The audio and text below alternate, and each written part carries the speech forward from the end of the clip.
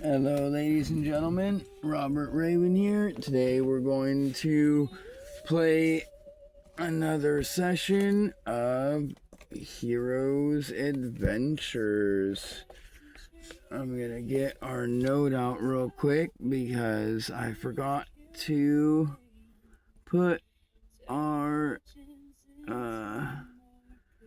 2 months. So 1, 2, 3, 4. Oh wait, I did that wrong on this. Oops. I forgot up here it's just lines. So, bam, 1 month, 2 months. Alright, now we gotta do our 4 months of travel that is down the mountainside, and then we will be on the other side of the mountains for the first time ever, and we will draw out a map.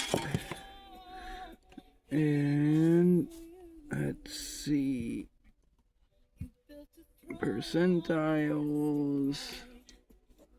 Let's get our encounter list pulled up. Week 1, or we'll do the months first. Let's get to this. So that means something happens, and it'll be 26.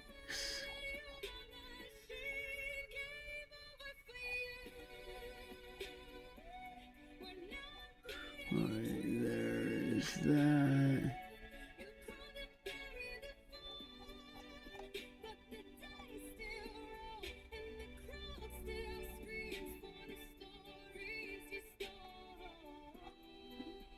Alright, yeah, right here, 26.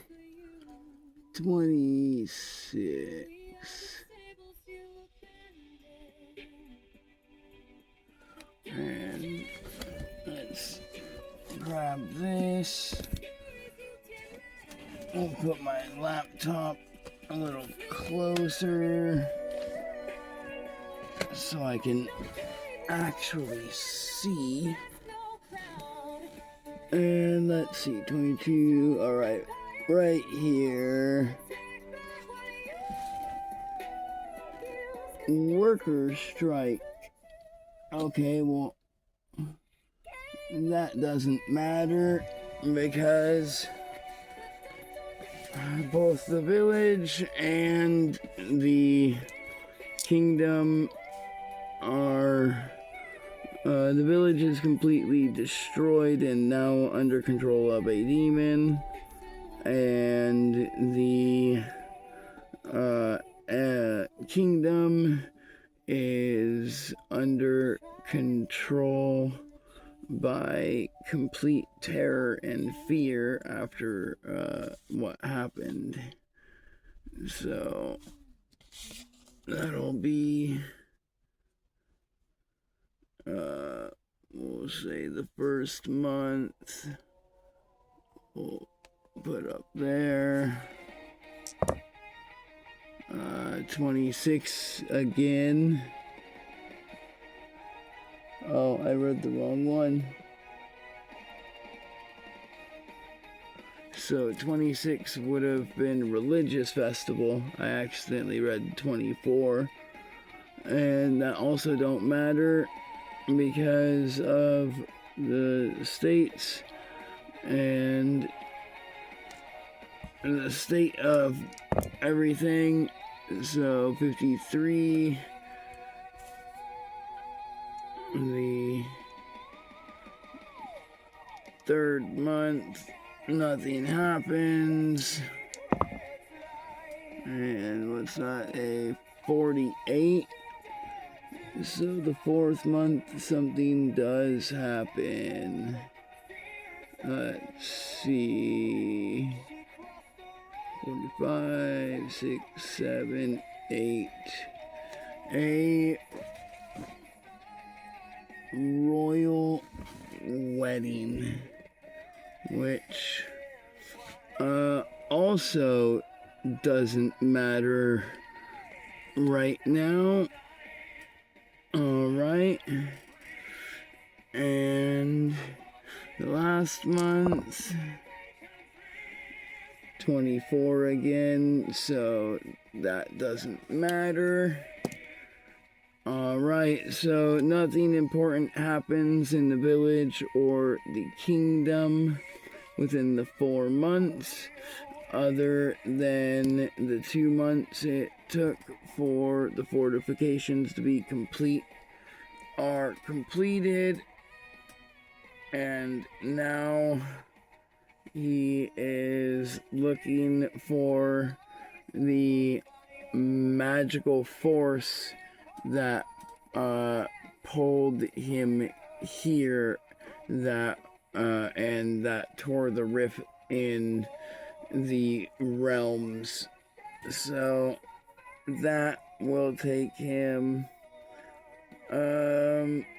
with the zombies and skeletons looking around 24/7 non-stop. We'll say it'll also take him 2 months, and so that means he has found the source, and he now knows the source of what opened up the rift and drew him here. And we'll say he is now trying to claim the source for his own, and since he is not willing to do it himself, and he's sending in skeletons and zombies, there's only about 500 villagers altogether, and so if he keeps 200 as guards and sends 300 in, they will all die within, we'll say, 5 months. Alright. So in 5 months, because the skeletons and zombies are not strong enough. And this is his experiment, that he will learn that. And so let's see if anything happened. Oh, and there's our 4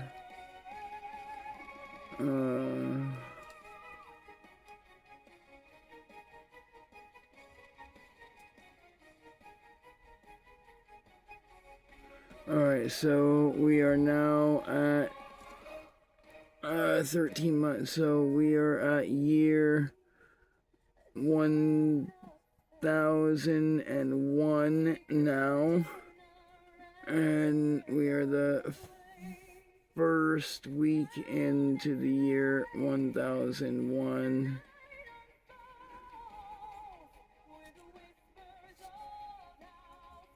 First week. Alright, we need to keep that in mind. And let's see. Alright, and 18, so something does happen to us this week.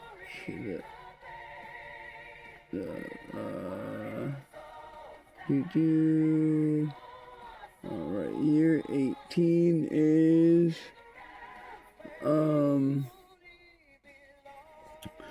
as we are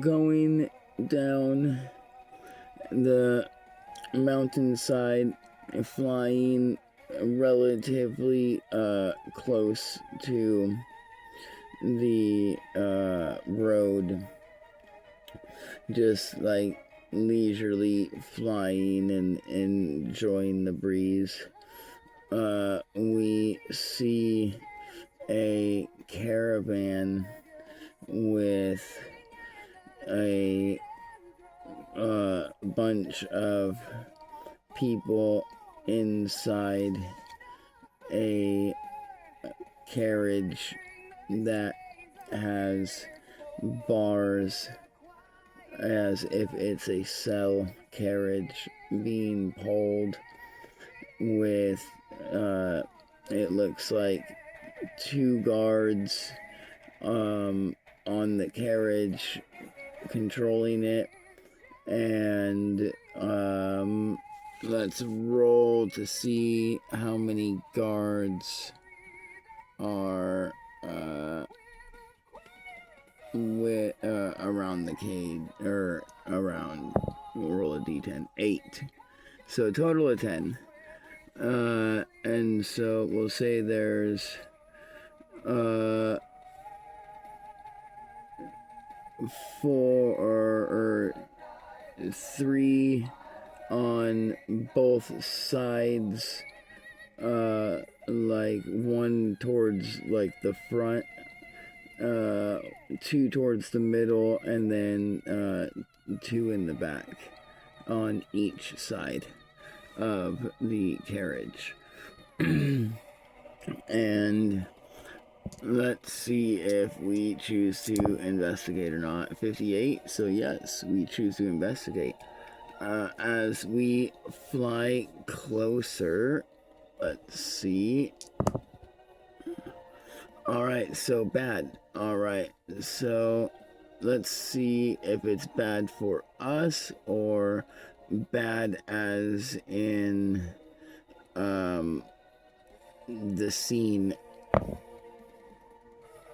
84. Okay, so it's bad as in the scene.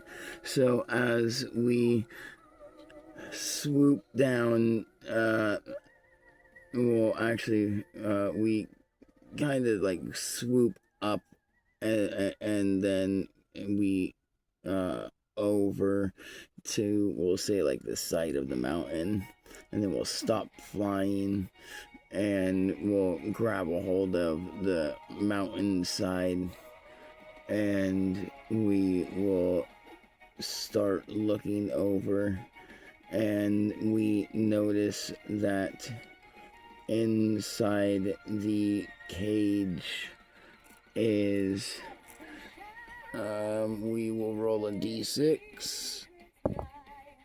5. Inside the cage is 5 elves that it looks like have some type of like collar around their neck with chains that go down and attach around their wrists and then around their ankles. And so let's see, we've got an insight of 20, so we can deter that these are obviously not prisoners, they're slaves. And so let's see. 78. Yep, the dice has decided we are going to swoop down. And as we swoop down, and all the guards see us, 56. They all we like swoop down off the edge of the mountainside that we're hanging on to, and we turn into our human form, and before falling down the cliff, pretending, using like our wings to like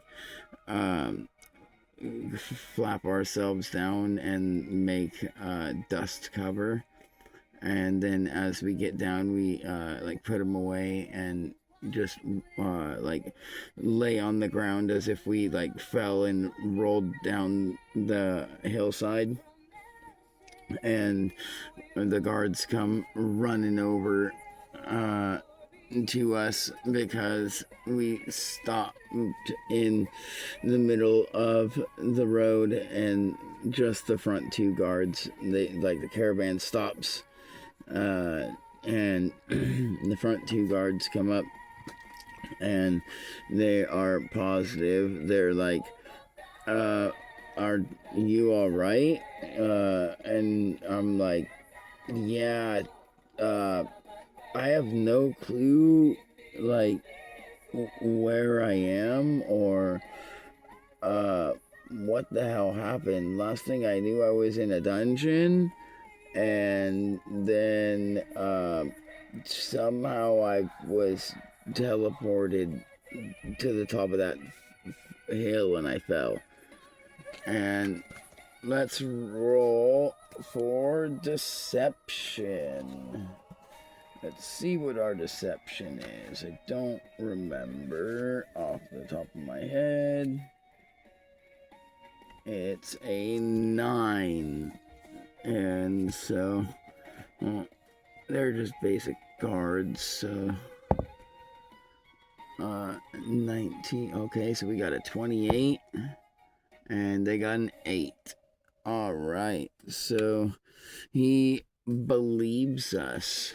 Both the guards believe us, and we're like, we're gonna roll for another deception. We're like, we're trying to get back home to the village. Can you help get me there? And they're like, well, I mean, if you don't mind riding in the cell with the prisoners. And we're like, sure. And so they lead us back and open up the cage and let us in, and we sit down and they close it, and then they keep on traveling. And let's see, that's the first week. Let's see if through the second week we can get them to the prisoners / slaves to talk to us. So a 12. No. So they're not willing to talk to us. So let's see if we decide to save them or not, because we can tell throughout the week with how they're being treated. They only get like one drink of water with each meal, and they only get lunch and dinner, and they're constantly being screamed at and told that when the kingdom yonder gets a hold of you, we will be set for life. And so 21. No, we decide that this week we are going to next week we're gonna break them out. So this week we're scheming, and then on week 3 we decide to break them out. So this is gonna be super easy. the guards got a 15.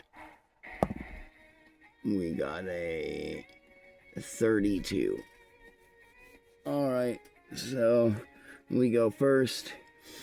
And there's 8 guards. We have 15 combat points. They do not stand a chance. So let's go ahead and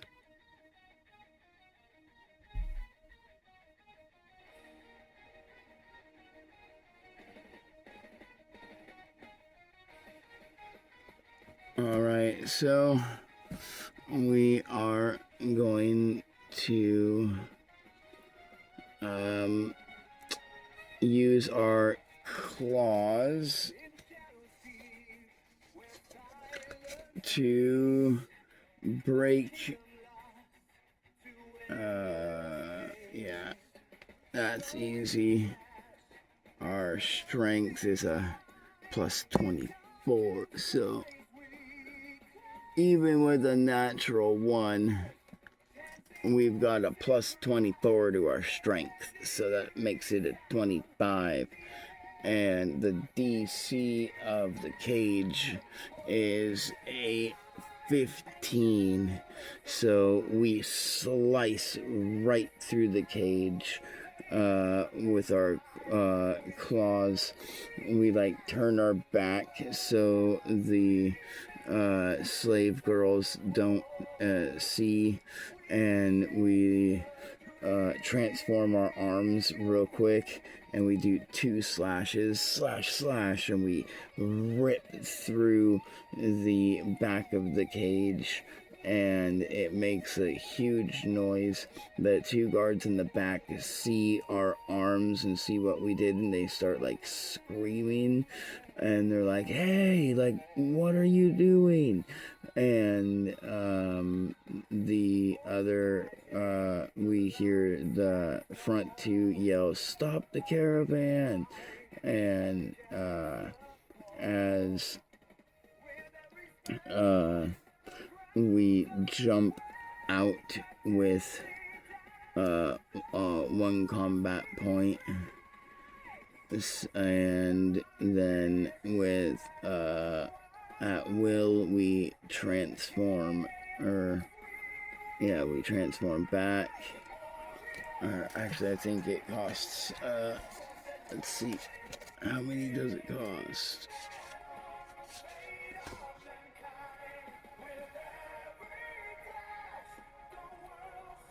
Human transformation.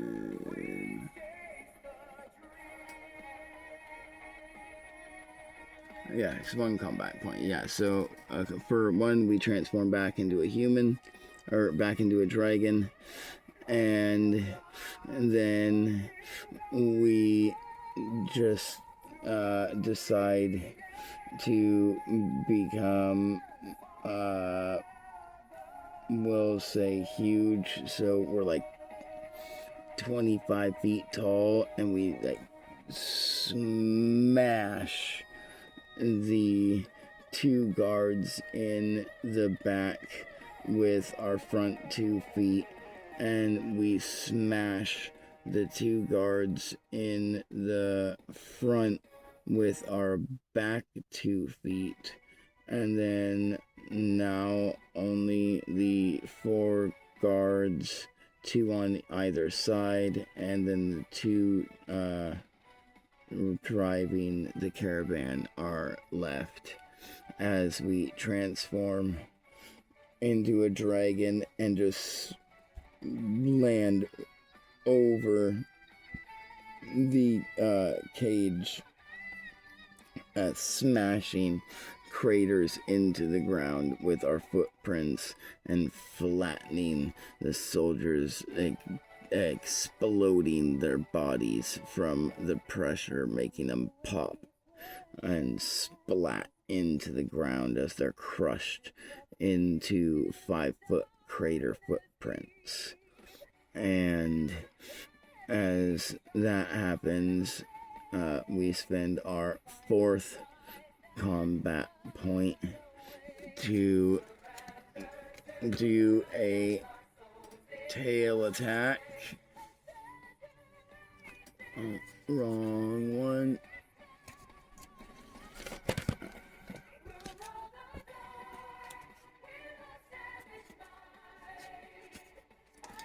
There we go, this page. I need this page. Yeah, tail attack, right there. Alright. Which is a D10 plus our stats, which is our base attack is 40, and our highest ability mod is a 24, so that's 64 plus 1d10, and our base attack of 40 hits their armor of 15, and so there's our d10. That one. Oh, and we got a 10. So 74 damage as we use our tail to swing it underneath us and smack the two drivers right underneath the chin, popping both their heads off as blood squirts from their necks and their bodies fall limp to either side with the reins still in their hands. And with our 5th combat point, we're going to turn and do a bite, and then see, oh, wrong one. Or wait, yeah, no, that's right. Yeah, it's a 64 plus 5d5. So they're dead from just the 64. As we now shift and turn our body, and as we shift and turn our body for 1 combat point, which will be our 5, and then our 6th will be a we'll say a stomp, and as we are turning, so we stomp on the back 2, which would be the ones that are on the right side of the caravan, as we turn to do the biting and of the 2 on the left side of the caravan, and the other 2 also get smashed just from us stomping on them and making them go pop, as we're simultaneously snapping both the other 2 guards completely in half, our teeth piercing through their metal armor as they scream, as we bring both of them up at the same time and violently shake our head once so hard that the bottom parts of their bodies that aren't in our mouths rip in twine, and then we spit the top halves out as blood mist begins to pour down onto the mountainside. And then as this carnage is going on, we're going to see if the slaves get scared or not. Oh, wrong one. Oops. 87. No, they are not terrified. and backed with an 87. How high that is out of 100. They are like so fucking stoked that after that, and they've stayed inside the cage the whole time. They've noticed we like turn it around. We've been above the cage the whole time as we're destroying these guys, and then we transform back into our human form.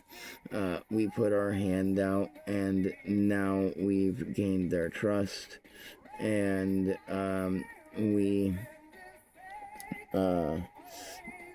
walk and like into the cage because they're like reaching their hands out, but they're still scared to like get out of the cage. And so 77, yep, okay, cool. So they take our hands and we lead them out of the cage.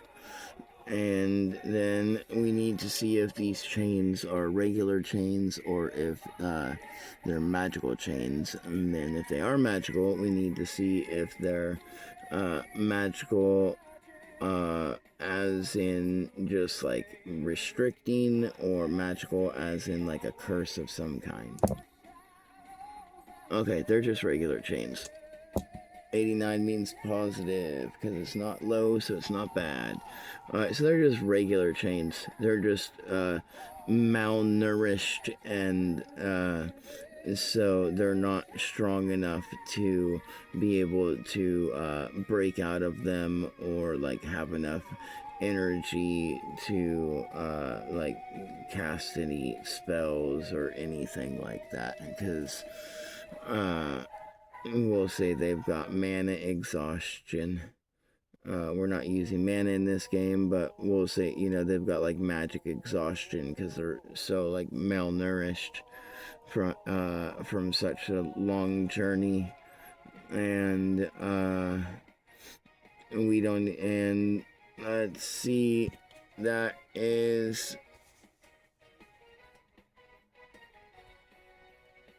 week 4 of the 4 months. And now let's see, so on week 1 of month 2, whereas we are traveling with the elves, we have now, like, they've opened up to us enough to not like tell us anything like important, like what happened or where they came from, but they'll like listen to us and have like simple casual conversation, and we tell them, all right, so we've been like walking for a whole week. I don't have like any rations with me other than what we were able to get from all those guards, which it will be plenty enough for you guys to survive at least until we get to the village. Hopefully, I mean, we should be able to hunt in the plains before we get there if anything happens. So the only thing I'm worried about really is like water, and so I was just curious if you guys would be willing to hop on board, and we can make this trip a hell of a lot faster. And let's see, that is a 7. They are not too fond of that idea. They, the two little ones are like, they don't say anything. The two teenage ones, one is like kind of shy, one's like really sassy. One, the sassy one, she like kinda is like the only one that is like perks up, and she's like, hell yeah, I want to ride the back of a dragon. And then the shy one's like, no, we're not allowed to visit the land of the dragons until we're 1,000 years old. You know this. That's the rule. And then the sassy one is like, yeah, but we're not in the land of the dragons. And this dragon's right fucking here. And he just saved us. And he's offering. So we should take it up instead of having to walk, like you said, through these mountains. My feet hurt. I want to ride on a dragon. And as they're arguing, that's when the fifth one, which is the adult elf, she's, we'll say, about 1,200. So even older than us, because we're only 500 from the beginning of the game. Now we're 501.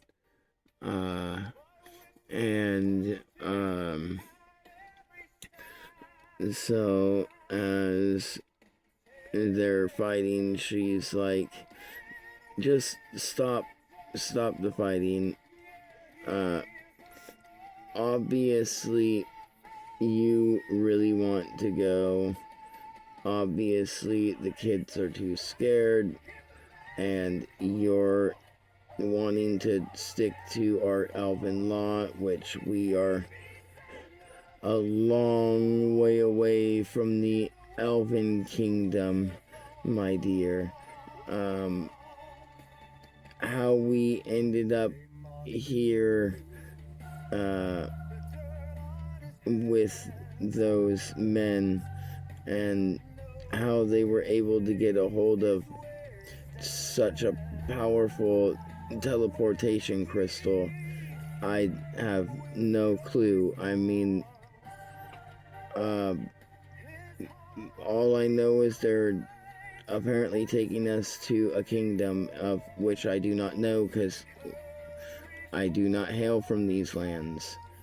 And so we should just focus on trying to get home. And we look at her and we're like, well, I mean, I'm not trying to be mean or anything, but you guys don't really look like you're too keen on like fighting or anything like that. And so if you want, I can escort you as a bodyguard back to the land of the elves. And the adult elf looks at us, and 23. So she replies, sir, I don't even know what continent we're on. I have no clue how many years it will take to get back to the Elven lands. And let's see how we respond. 93. So we are like, well, ma'am, honestly, we're a member of a guild. We love to adventure. Your long-lived life species. I'm a long-lived life, so I mean, time doesn't really matter to either of us. So as long as you'll have me, I'm down for the adventure, no matter how long it takes. And I'll even make it an official guild request once we get back to the guild. I need to finish this job I'm doing right now by going and helping this village to see what's wrong. And then I gotta go back to the capital. It's about and then it'll take about a little over 2 years altogether, if you guys are okay with that. And then once and I'll obviously protect you the whole time. Then once we get back to the guild, I'll put in a formal request, and then I'll take the job myself, and we'll be on our way to the Elven Kingdom. And let's see. Oh, nice. 84. She agrees. So she's like, all right.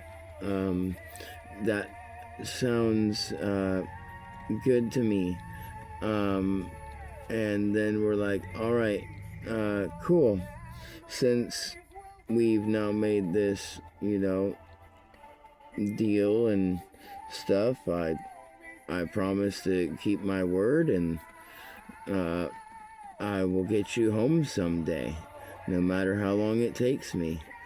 And they all start crying, and the two little ones start crying really bad. The shy girl cries and covers her eyes up. The sassy girl cries just a single tear, and then turns her head and huffs, trying to act cool. And then the adult, she also starts crying, and then wipes her tears. And 72, she throws her arms around us and in gratitude, and says thank you. And now let's be on our way. And bam. And then now throughout this week, we're gonna see if we can convince them to ride on our back. Okay, 99 out of 100. Hell yeah. We have finally, throughout the week, through doing funny faces where we do partial transformations with our face into human dragon, and we are able to get the trust of the kids, and they finally warm up, not enough to really talk, but enough to not really be scared, because of they seen what we were capable of. And so and then the shy one and the sassy one warm up to us, and the adult warm up to us, and they start holding cordial conversations. And we learn that, let's take notes.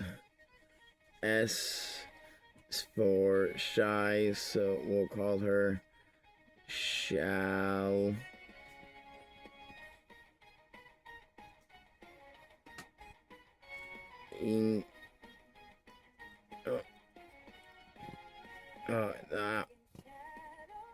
Wrong way. There we go. Shallix. And the sassy one will be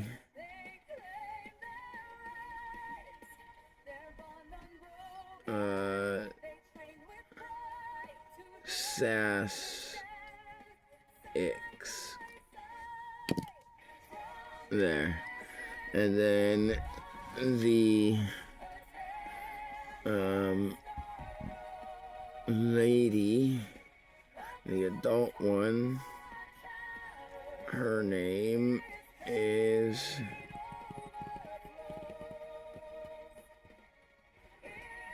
Rune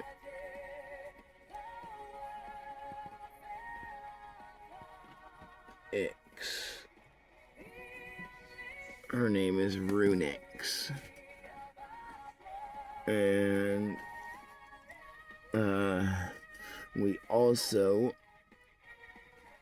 let's see, 94. So yeah, we also, throughout the week, we learn that Salix likes to study, well, liked to before being captive. She liked to read and study about earth magic, and Sassix liked to read and study about fire magic, but they both only know like 2 or 3 basic spells each.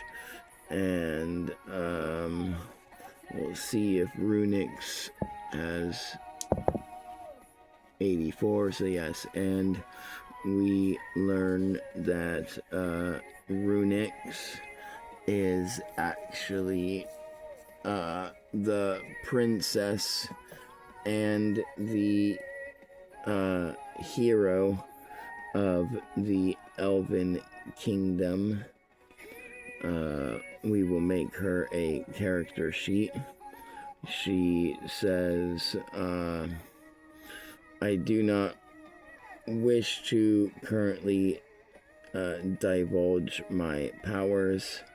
However, I promise that when the time comes, if you need me, instead of just doing the protecting, you can ask for my help, and I will be reliable. And let's see if we believe her or not. 37. We don't act like we don't believe her, like we listen to her, but in the back of our minds, we think to ourselves, well, I mean, she's older than us. She's probably got, like, a lot of magic, or probably like a couple spells that she's like perfected throughout the century. I mean, but I don't want to take the chance, because she's got to make sure that these kids get back to the Elven Kingdom, even if something does miraculously happen to me. That's all our internal monologue. And then we just look at her and we agree. We're like, yeah, if we end up needing help, if keyword, then we will call upon you. And she says, thank you. I promise that I won't let you down. And that is bam. Now, now on week 2. All right, let's see. Oh, wow. Okay, so. Oh, dude, that's gonna be interesting.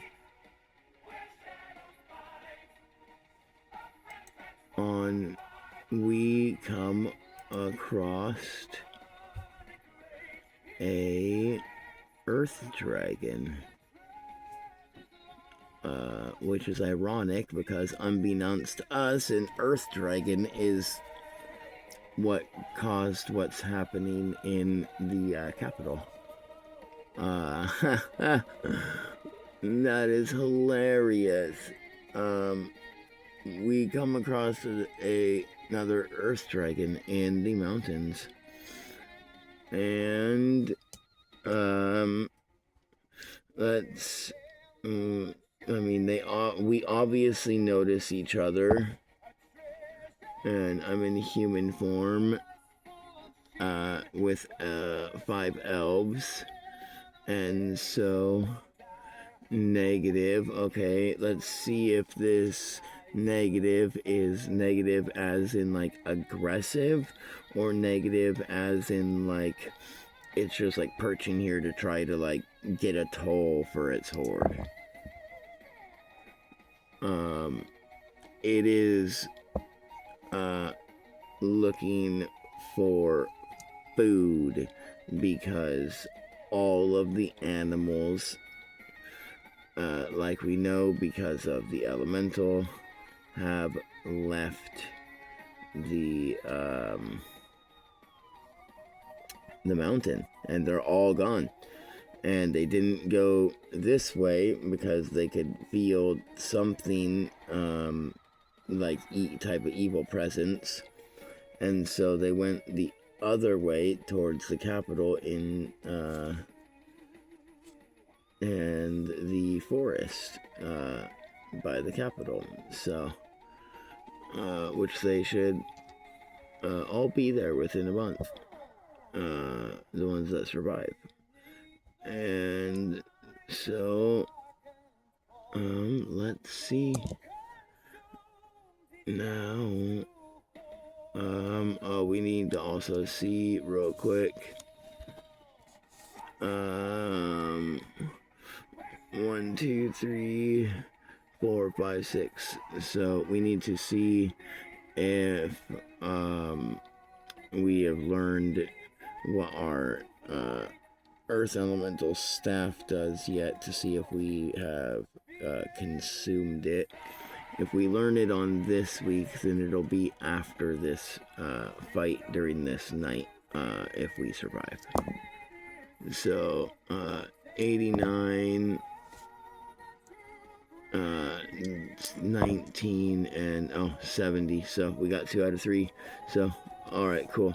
We learn that all the way back. Then we learn that the staff of elementals can summon up to 3 earth elementals a day. And so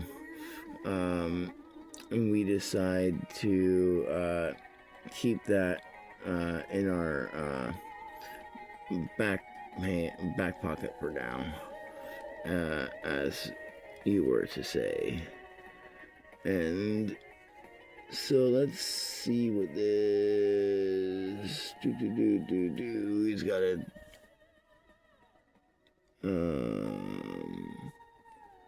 alright, so let's do, he's got +8. Ooh, the earth dragon got a natural 20. Plus is 8, so 28.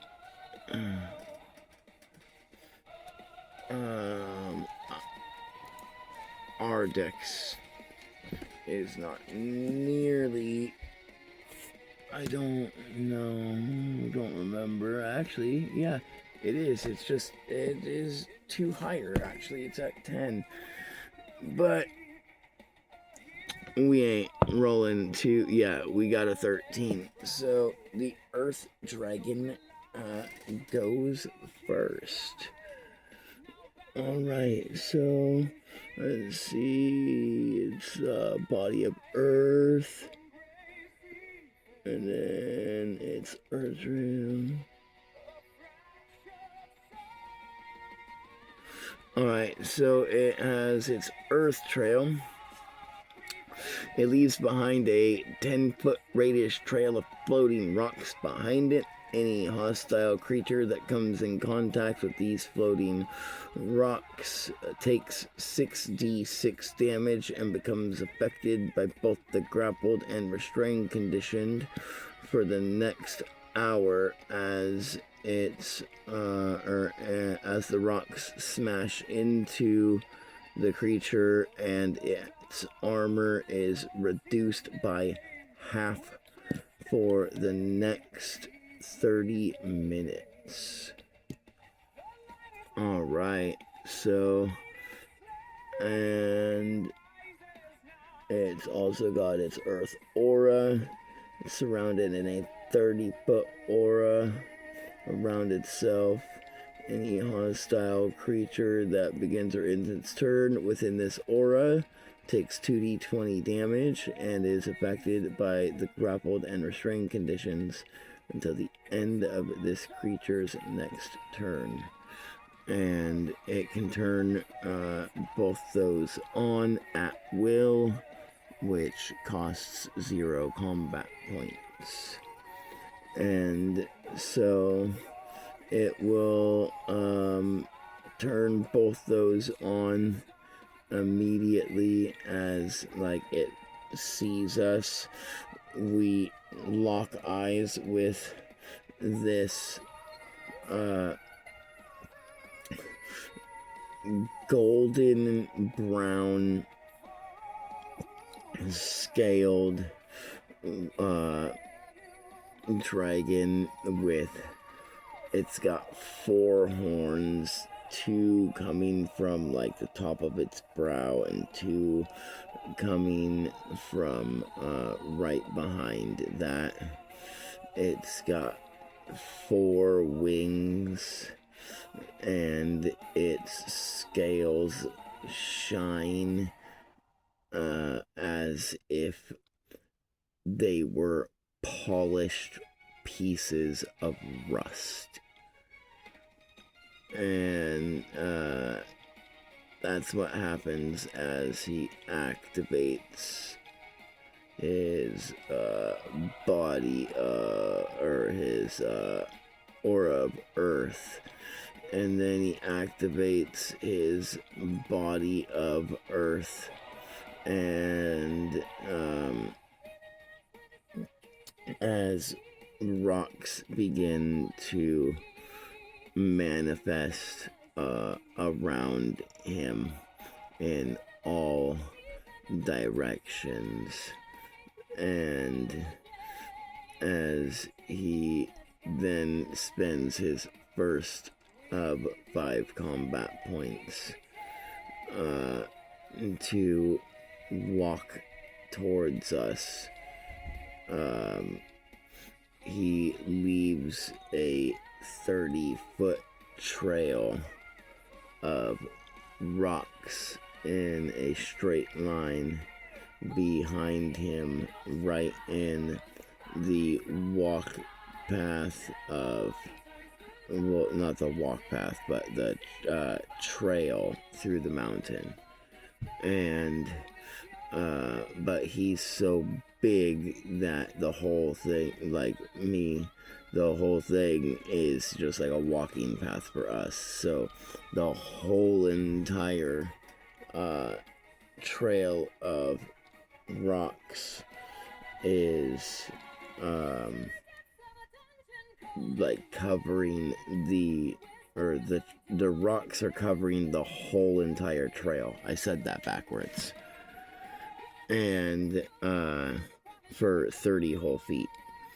and then as he gets up to us, he will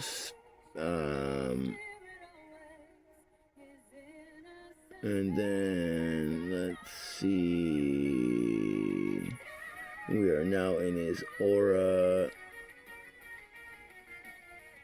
but it's not our turn yet. And it's okay.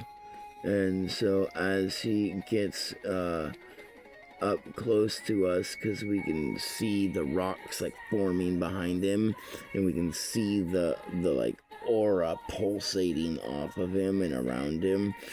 As he gets like closer to us, we're gonna spend one of our combat points to scoop up all 5 of the elves, and then we're gonna spend another one of our combat points to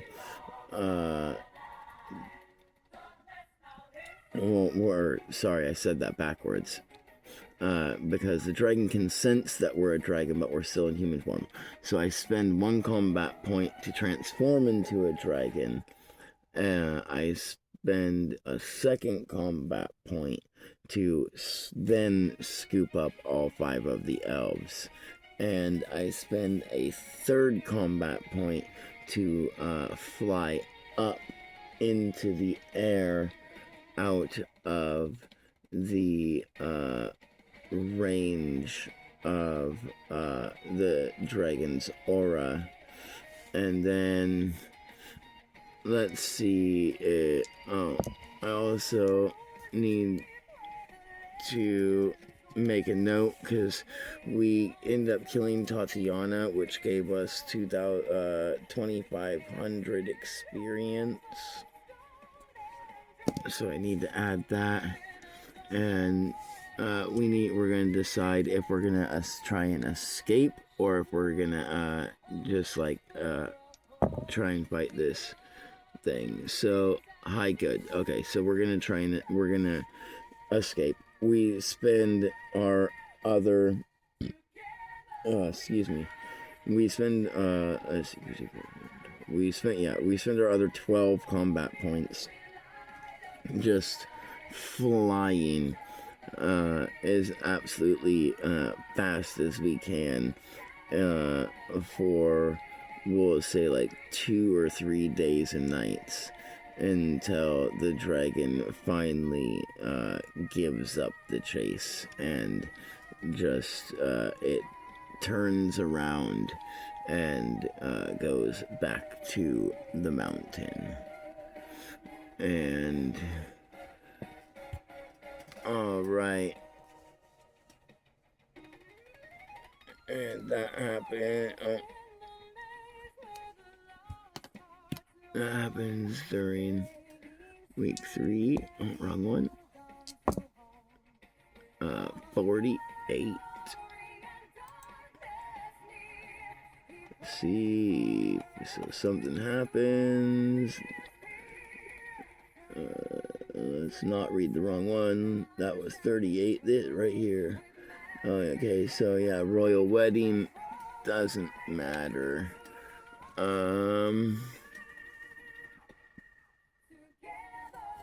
All right.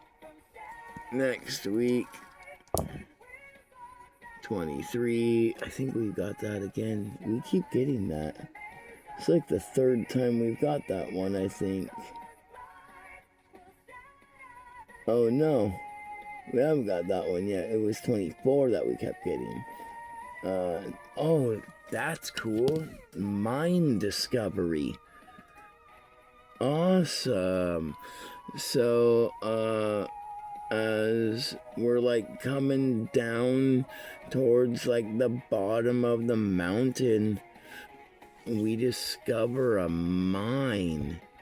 All right, let's see if it's a mine of like gems, or a mine of minerals. Oh, actually, we need to decide which is which real quick. Even is gems, odds is minerals. So gems. Okay, so high is gems, low is minerals. 39 minerals. Okay, cool. So it's got like well, let's see. Oh man, dude, I want to mine here so bad, but I gotta get my guild mission done because I don't know what happened to the guild and all that. Like, oh shit. Let's see if we we'll roll for us and Runix because she's old. So we'll see if we can like notice, because this is obviously an already set up mine. So we'll see if we immediately notice anything that is like worth spending time on. I do not.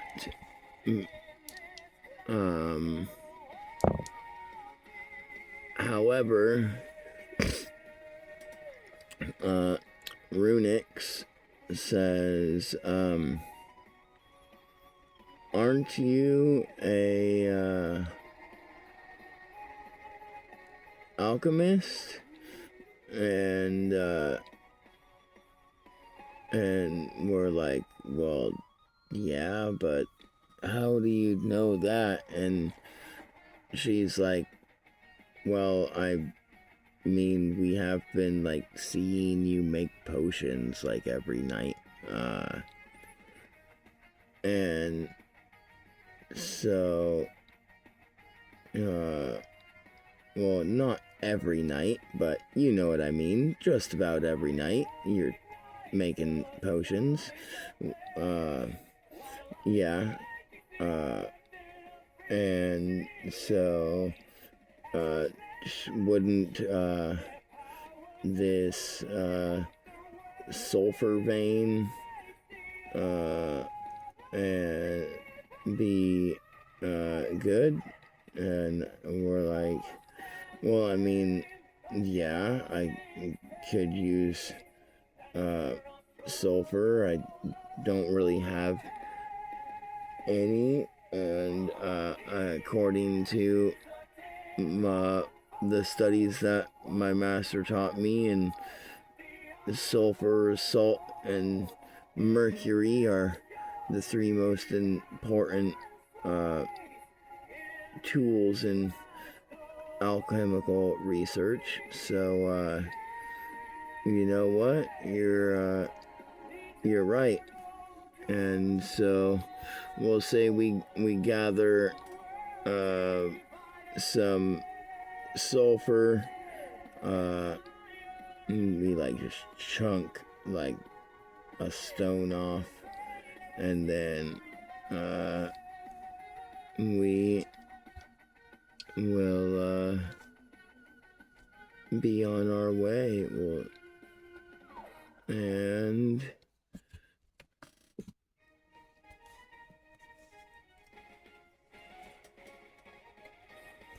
bam, 77, nothing happens this week. And 34.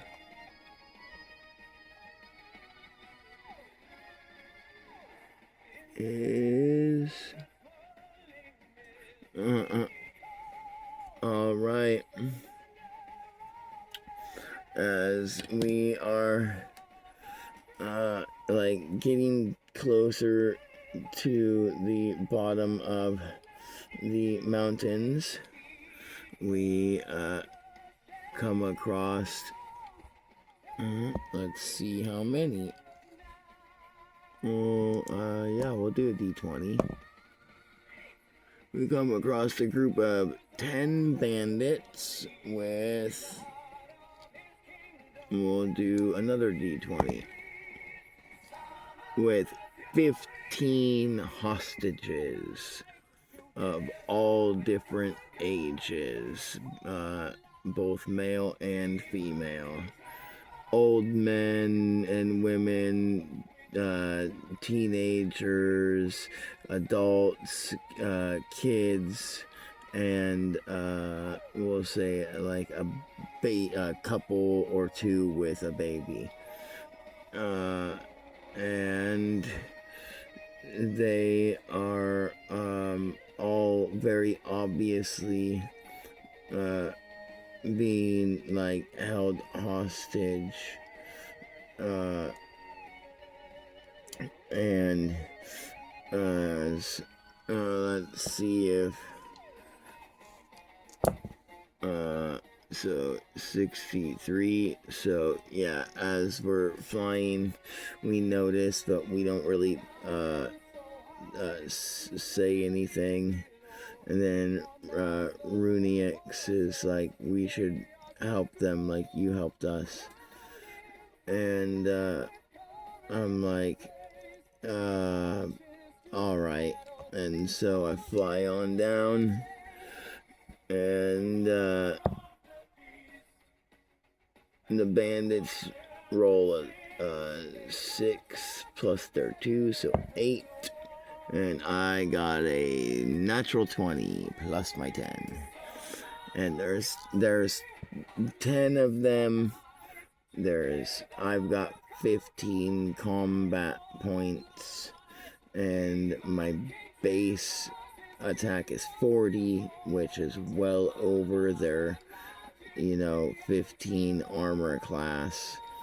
And they've got 50 health points, but I've got my base attack of 40, and then my highest ability mod of 24, which is 64, which is higher than their 50. So I don't even need to roll. I just immediately smash and kill them as I fly down, and as I get onto we'll say like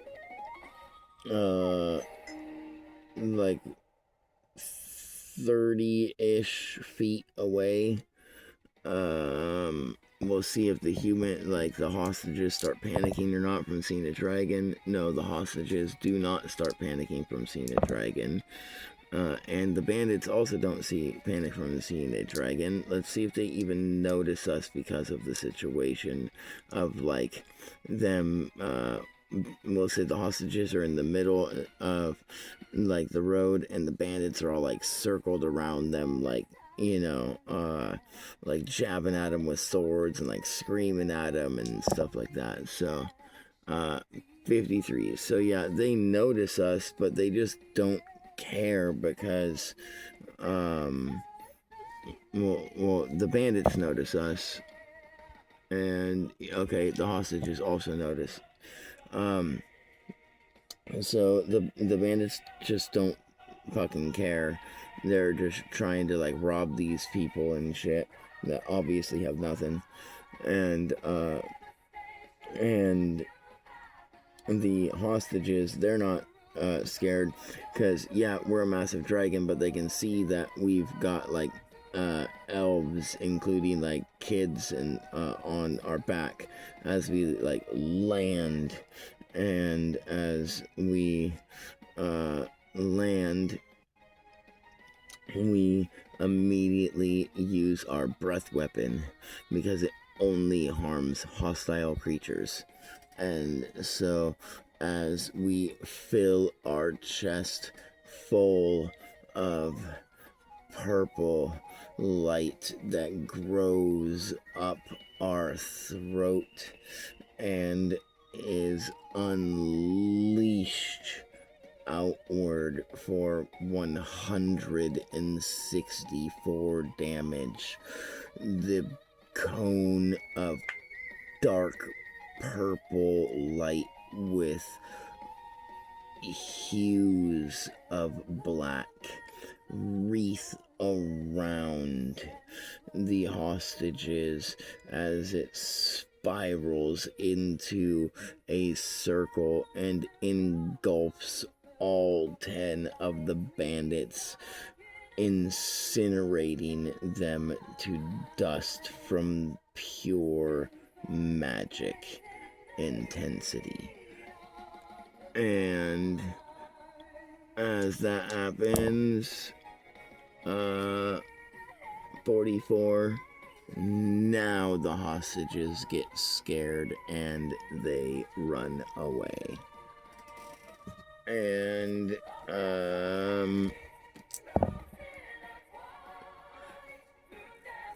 we do choose to go after them, and they continue to run. They will not talk to us, so 88,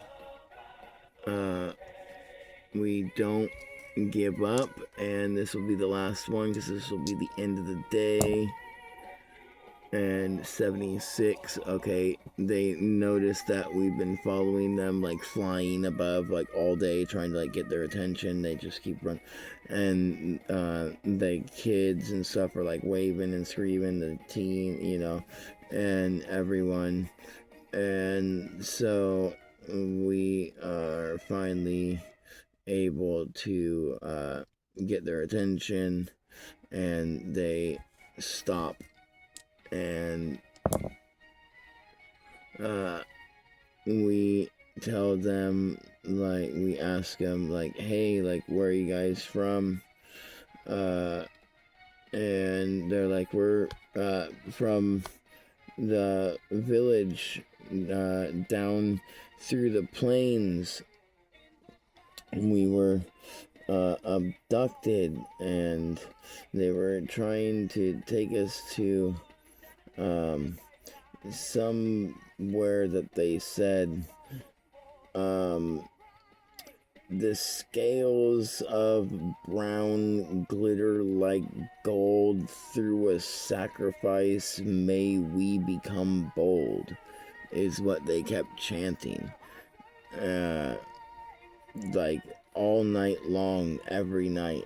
And then during the day they would just like torture us and push us forward, and then circle around us and do all these weird chants, and I don't know, but thank you. And we put 2 and 2 together, and we're like, oh, the bandits were gonna sacrifice them to that dragon to try and get power. Okay, makes sense, I guess. And I wonder who that dragon is now. We are thinking this all to ourselves. And so they're like, thank you, we'll be on our way. And we're like, all right, you guys be safe, and hopefully nothing happens again. And that is the end of month 3. Now we'll be on month 4, which we're finally on the final stretch of the decline of the mountain. Once this happens, we will be into the open plains, and we will be 5 months away from the village.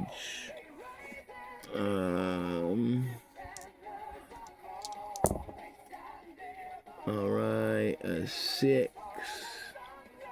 Ooh, we haven't rolled that yet. Finally. Not 6, not 8. Let's see. Well, market crash doesn't matter. That is a 6 again. A market crash doesn't matter. So nothing happened those 2 weeks other than first week, no. Second week, yes. Okay, so the second week we learn the name of the kids, which we had thought that the whole group was elves, but it turns out the kids are actually twin boys. They just have super long hair because they they're in rags and stuff because they have been slaves for so long. And their names are Derek,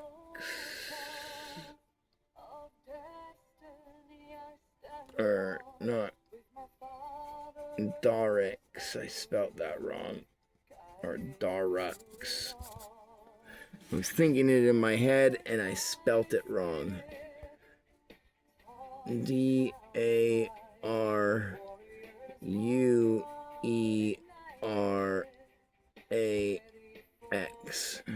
Dariux. And the other one is Lariux. Laruerax.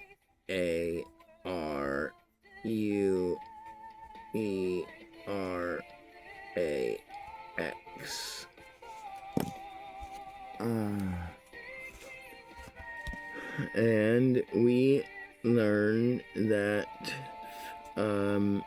they have yet to learn any spells outside the innate spells that elves have. Kind of like us, how we have yet to learn any spells other than the innate spells that dragons have. And so now let's see if anything happens week 3. 88, nothing week 3. And 39.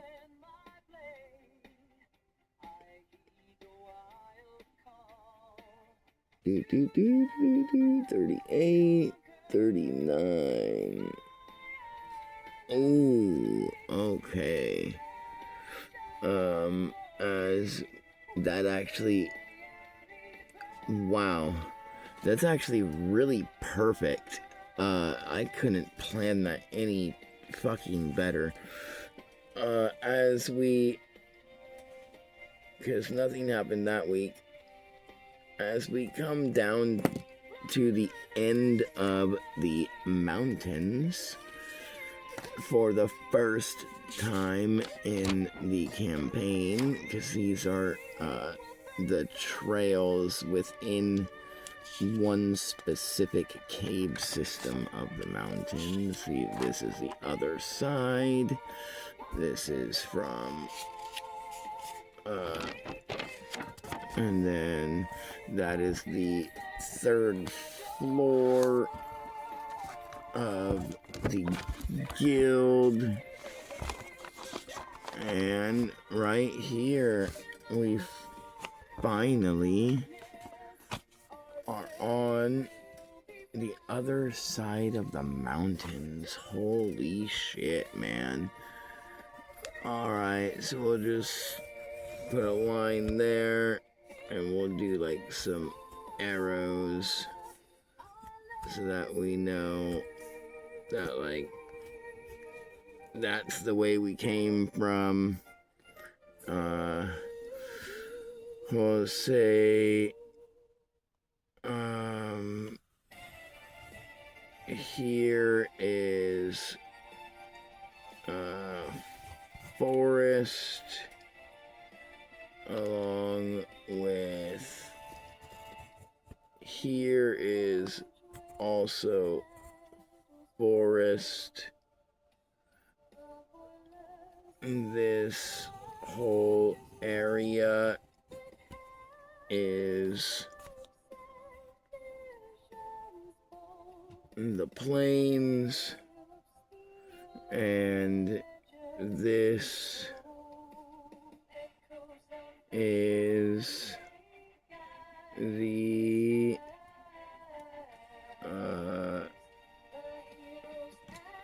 we'll do it this way. This is where it becomes the like beachy area, and here is the and at the bottom is the ocean. All right, so we are, we'll say, we're roughly in this area, and it takes us, and we'll say the village is about right here.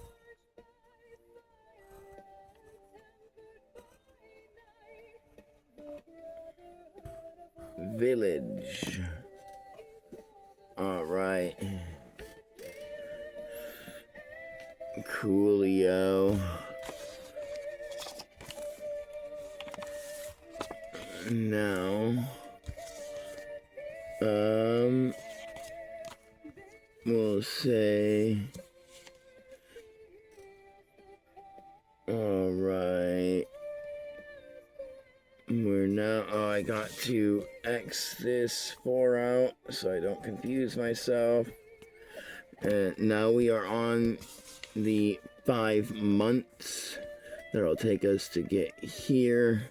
I'm going to exit this because by the time we get there, all of those will be destroyed, and his experiment his first experiment, knowing that they're not strong enough to do what he's wanting, will be done.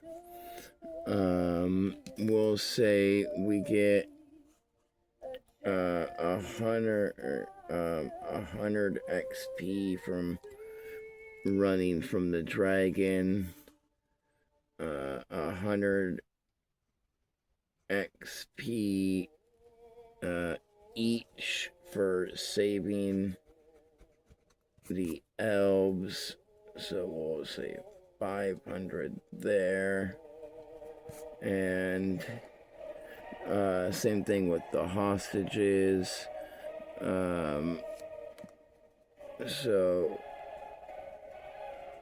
1,500 there.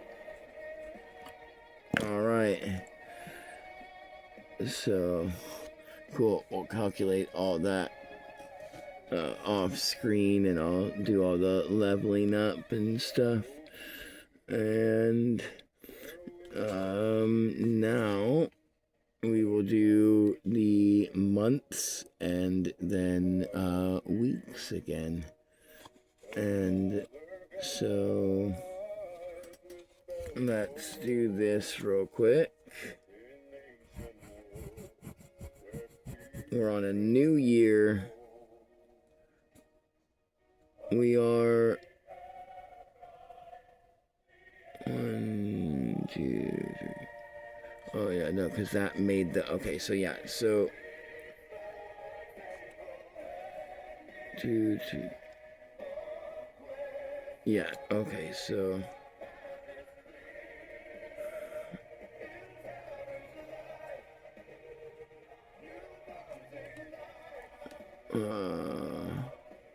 that'll be 1, 2, 3, 4. 1, 2, 3, 4, 5. That'll be the 5 months that it takes us to get to the village, so that we don't have to calculate it. And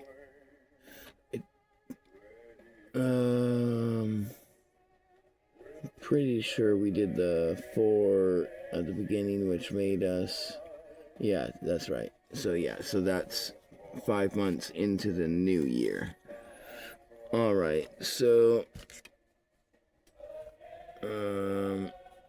we'll say by month 2, more like here. We'll see if anything major happens. Nope. By month 3, we're here. See if anything major happens. 27. Oh.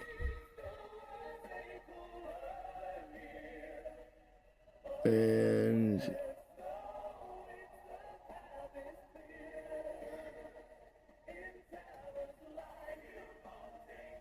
alright, we do need to do that. 27.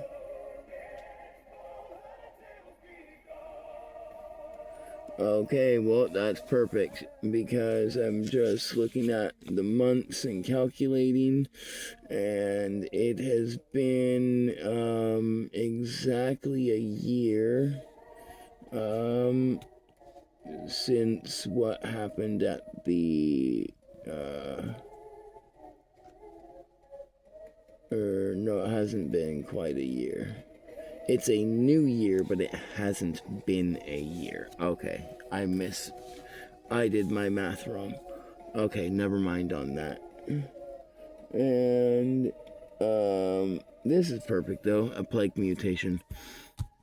The demon, through his experiments, is able to like mutate the zombies, and through this mutation, they are now able to like slap their flesh onto skeletons, and then the skeletons get covered slowly over the course of a week in this rotten flesh as it grows around the skeleton, and the skeleton becomes a zombie.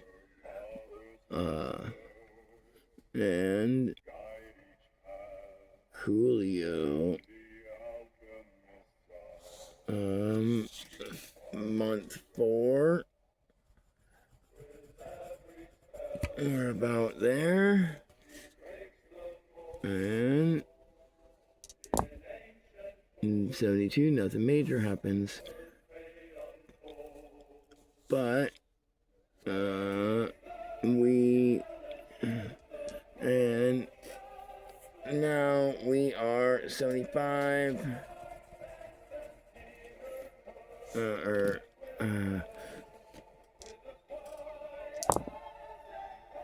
and then 86. Alright, so I think it's 75, unless I got the number wrong. It was 90.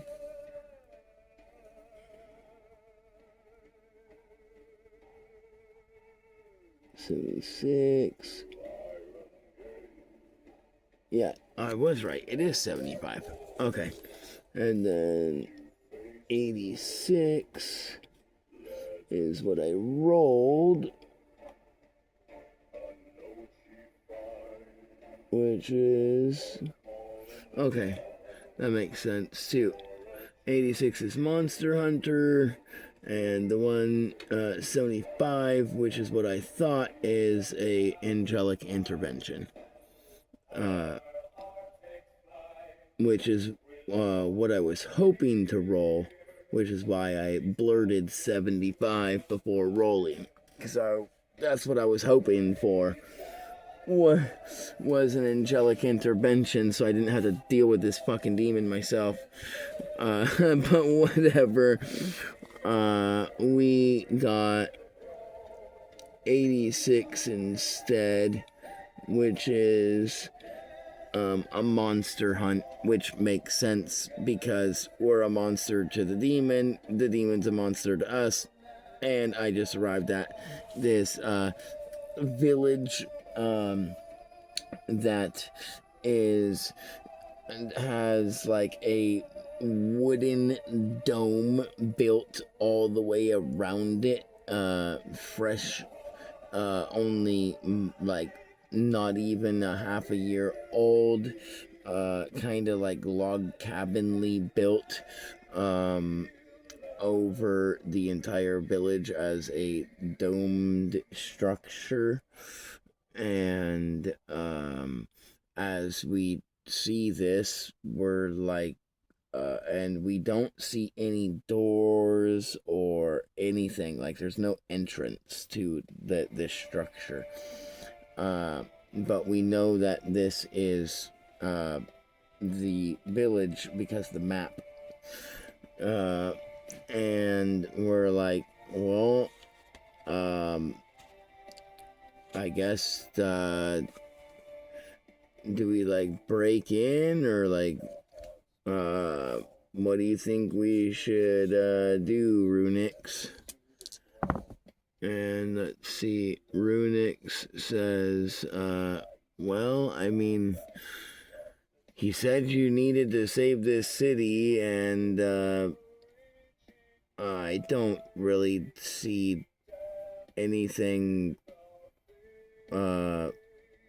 like not nefarious here. I mean, that this whole place looks like it's locked so tight down. You should just break through it. And let's see. And I got a 60, so I'm like, yeah, you're right. There's no doors. There's no fucking entrance. There's no, like, pole gate, nothing.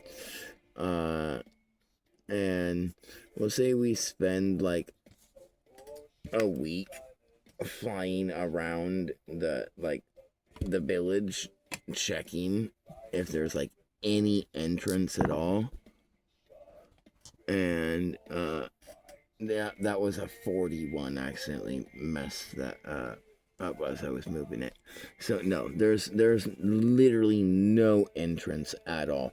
It's as if somehow all this material was gathered, like they knew exactly how much they would need, and then they like just built themselves like inside. So it's really weird. And we'll say the structure has like 5-foot radius of it has like an armor of, we'll say, 20 and like 150 health points, because it's made out of like logs and stuff. And we do 164 with our breath. So we just like fly up, we see this dome, we spend a week flying around, checking it out, you know, camping at night, like scoping the area. We no entrance at all anywhere. So we decide that on the morning of the first or of the second week, we are going to just breath weapon and blast down a area of the wall, and it's just like a 5-foot area. And so it okay, cool, we got 93. So they actually, no one notices, and we are able to successfully sneak into the village. I did not expect that to happen, actually. I do need to go to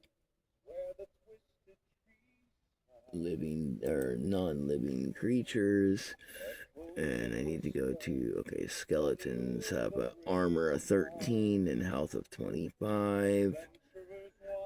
And zombies have a armor of 10 and health of 15. There's 100 of each because he only left 200 to guard him. And he sent the other 300 into the dungeon, which as we burst through and we come into the village, it is immediately like we smell the stench of just rotten flesh and decaying corpses and feces and just pure rotten death, as there's like a green mist about like a foot off the ground as far as the eye can see. And as we notice this, we turn to Runix and we say, it's not safe in here. I don't know about you, but I'm immune to being poisoned and diseased. If you're a hero, obviously you are too, because that's a hero power granted by the beast god. However, the children are not. And so here, take this and make sure to like we'll get you to safety. We'll like set up camp. I'll need you to protect them and stay there until I can situate whatever the hell this is, and then I'll come back to you. And 19, she says, she looks at me and goes, no, I'm a hero. I want to, even if I'm not helpful, I want to stay with you and witness what happens here. And she gives the staff to Salarix, who is the shy one who likes earth magic, and she says, here, if necessary, use this. You've seen what it's capable of. You've got 3 earth golems a day, and then it's also, a magic staff. So that can deal magical damage to any creature that may attempt to harm you. So we will get camp set up, and you must be the one to protect everyone, Selix. And she is like super shy, and she like grabs the staff and like pulls and like holds it tight and like puts her head down as like her hair covers like one eye, and she like pulls her hood over her head and with her head down, and she's just like, I'll do my best. And so we decide to leave, and I'll say I'll take them to just like a week's travel, like outside the village towards like the back of the village, like over in like the corner area, not quite the back. They're like over here, and then we'll see if anything. Yes, nothing happens during that week. It's all good.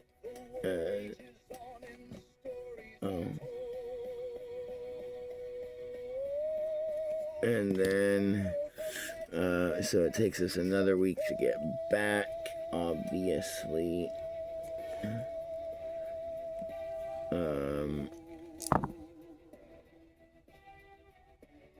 And then, okay, so something does happen, and that's a new month, because these were from the 5 of travel. So, 5, and 6. Alright. And,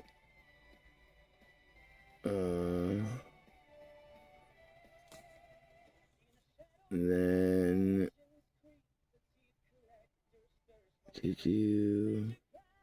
doing math real quick. Now I think it's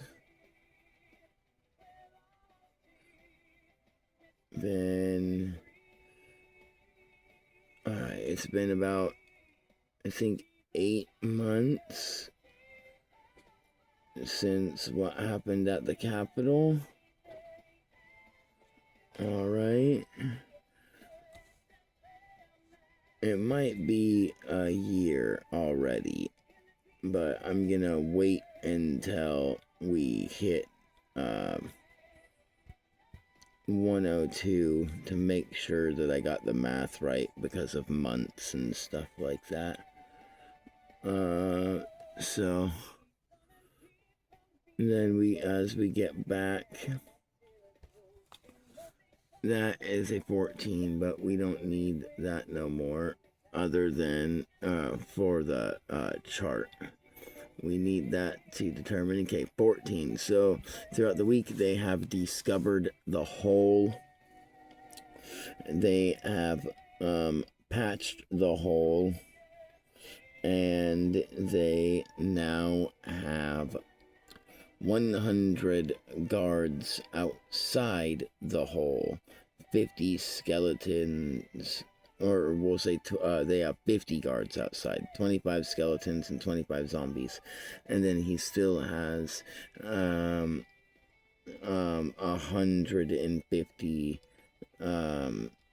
inside the village. And as me and Runix fly up and we see these skeletons and zombies, let's see how. Okay, she reacts positively. She's just like, ugh, these vile fucking creatures again. Why do people keep bringing back such the despicable fucking magic? It's lost for a reason, you sick fucks.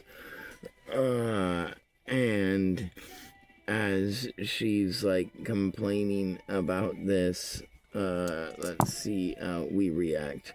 We just like react positively to her, and we're like, well, I mean, these are obviously fucking tainted villagers. So, I mean, it looks like we've got to make them rest in peace. And, she goes, yes, let's make them rest in peace. But, I know I might be immune to poisons and diseases because I'm a hero, but can you deal with this? This is not what I was expecting. I don't want that nasty fucking rot all over me. Especially after being a slave and being kicked and spat on and abused for the last 10 plus years. And and we're like, yeah, uh, not a problem. Just stay on my back. I've got this. As I make Purple come up into my chest and barrel roll up into my throat and out of my mouth as I unleash a massive cone of pure purple light trimmed in black that engulfs all 50 of the enemies, the 25 skeletons and zombies, completely incinerating them as they explode, and green poisonous mist starts to fill the air where the skeletons popped and fell apart and stacked on themselves, and the zombies burst in explosions. And we wait a couple of hours as the poisonous mist subsides and gets dragged away from the wind.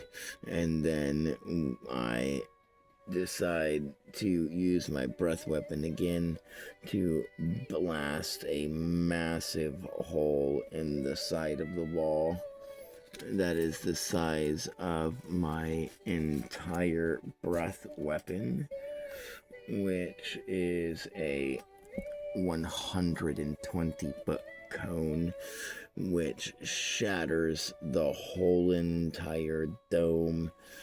And yeah, it shatters the whole dome and makes it start to collapse. And that's a 4. As it collapses and falls, and these logs begin to fall from the sky and smash and crush what's left of the village. It also kills and crushes all of the remaining 150 skeletons and zombies. And as this happens, we see some of the logs get moved out of the way as long 2.5-foot razor blade like fingernails come protruding from under the rubble as the logs are thrown to the side, and out stretches a long, lanky, black arm that is deep as night, with red lightning bolts all across where its veins would be.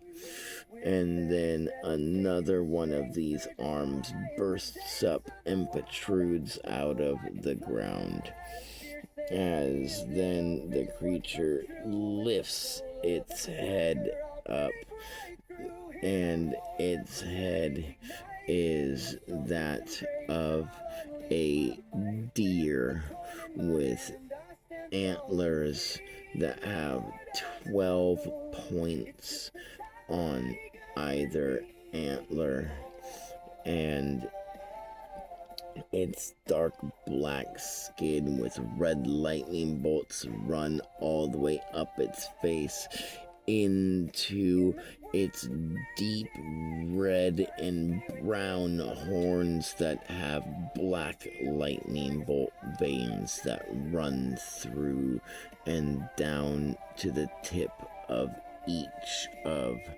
the 12 sprues from the horns on either side. And then as he lifts and pulls this humanoid chest up and then kicks the rest of the dirt and pulls up his bottom torso, which is that of a deer. We see this creature that is pulsating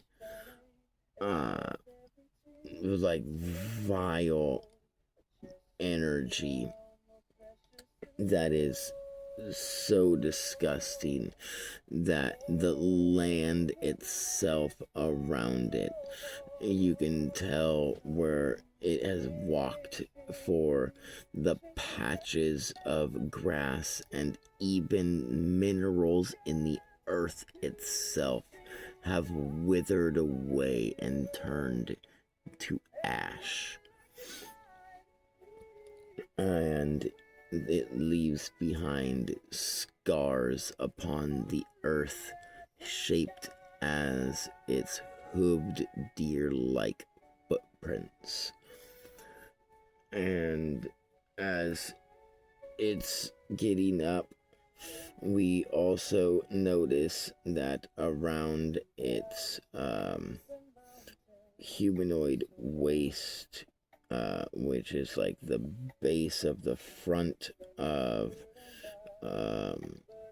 where the neck would be, or the head of the deer, because it's a deer centaur, demon, and he has a belt with it looks like a book inside of a holster on its side.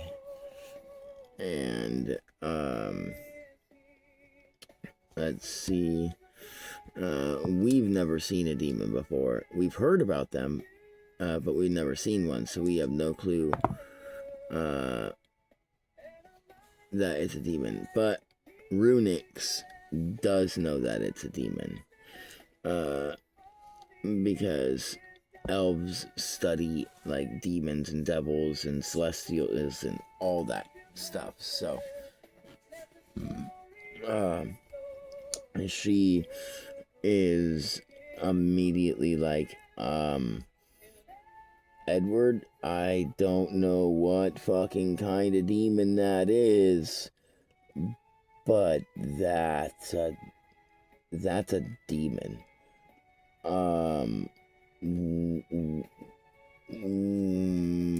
Let's see. Oh, a 100. Holy shit. I thought she was gonna want to run, because that's what and she's like, that's a demon. We need to fucking kill this thing, like right now. Demons, this is the first demon, as far as I know, to walk the face of this earth, and over 3,000 to 4,000 years. Even my father, the king, is 3,500 years old, and he has watched countless kingdoms rise and fall, and he has only ever studied demons. Even he has never seen one. So this is not good. Your guild was right to worry. And the village you were here to save is, well, we can't save it, but this thing needs to be fucking destroyed. And let's see how we respond. A 14. Wow, for the first time we respond negatively. Let's see if it's negative as in like emotions, or negative as in like we're not fighting that fucking thing. 41. Oh wow, that's gonna change a lot about the game world. Holy shit. Edward is like, dude, if that thing's a demon, and they're like as ancient as you say they are, there's no fucking way that we stand a chance against that thing. Before it is able to get over to us, we need to escape. And we need to see if she agrees or not. And 58, she's like, you make a good point. I really think we should fucking kill that thing, and I know I'm gonna really horribly regret not killing that thing. But it looks like it's already killed everything around here. If we can get back to the guild as fast as we can maybe get reinforcements. And yeah, it'll take us like 3 years to get back, because we got to go there and back here. But I mean, at least by the time we get back, we'll have reinforcements to take on the inevitable army that it will have raised. So, I don't know if we should do this, though. How about, and let's see, 97, she says, how about this? How about we go and, we fucking get some distance and we scope it out, see if he's hostile or not, because from the stories I've been told, not all demons are immediately hostile. And I'm not saying make a deal with him, but I'm saying he might let us leave without having to fight. And we rolled another 100. Wow. And Eddie's like, all right, I agree. And so we like just like sit there and like let him like get up and like brush himself off and like all that stuff. And he's so negative, so we need to see if that's a 70. Okay, so it's just negative as in irritated emotions, not negative as in he's going to attack us. So he like brushes himself off and he's like, did you really destroy my fucking village walls? And why?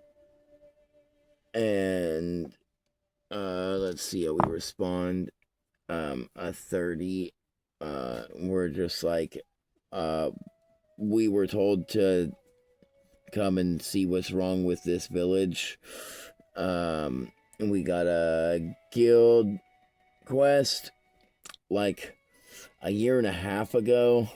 I've been fucking flying here forever. It feels like it's been a year and a half though. And so yeah, I was trying to find out why there was like a famine or something here, and then I get here and all these rotten, nasty ass walking fucking forbidden spelled motherfuckers are just roaming about. And so I was like, well, these are obviously the villagers that something happened to them, and so I'll put them in arrest, and then my mission will be fucking complete, and I'll go back to the guild and tell them, sorry, dude, by the time I got there, everyone fucking was dead. There was nothing I could do. And so, 83. The demon goes, well, I mean, if you're not here to pick a fight, um, I'm not gonna fight you. I was, just in the demon realm doing my thing, torturing some fucking mortal souls, peeling his eyelids back and jabbing needles into his pupils when all of a sudden I just miraculously showed up here because a portal somehow ripped open in the fabric of reality behind me and sucked me in and then spit me out in the middle of this village. So for the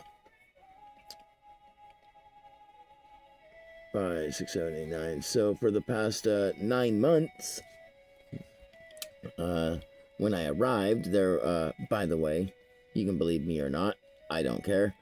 There was already all these zombies and skeletons. I did not do this. I simply used my magic to take control of the zombies and skeletons that were already here, and I constructed them to build the walls first so that nothing could get in or out. And then I instructed them to search for the pulsating magic that I feel somewhere deep within the earth of this village that the corruption source is coming from, in which obviously is what brought me here. And so I want to know what it is. For if something is powerful enough to rip rifts into the fabric of reality, creating portals, linking realms, even for such a brief moment as to teleport me here, then I, obviously as a demon, want its power. And let's see.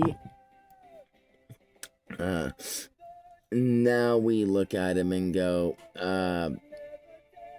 well, I mean, we can't really be fucking having that now. Is there any way we convince you to, leave and just go back to the demon realm? And that's 69. He that's funny. 69. So he looks at the elf runics and he winks at her as he does that with his claws on the side of his whole head. And he says to her, well, if the lady was willing to persuade me, then perhaps I would be on my way. I've never been able to implant a demon seed within an elf before. And 83 is, so we react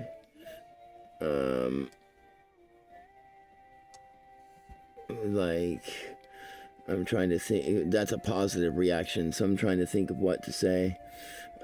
We just I guess look shocked at what the demon said, and we're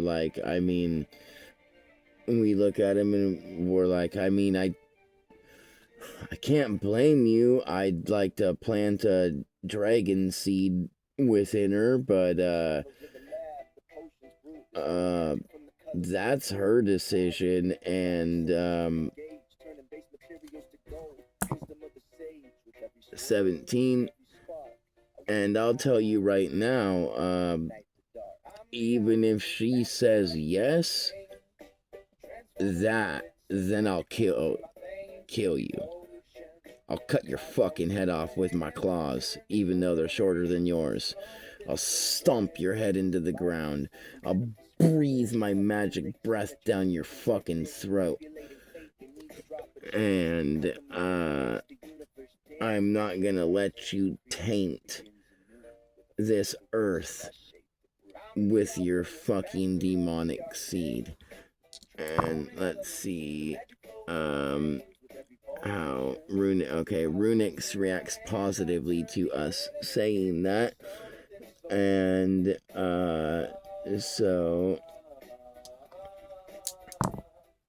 and then she does react negatively to the demon. So it's 70 and 35. Nice.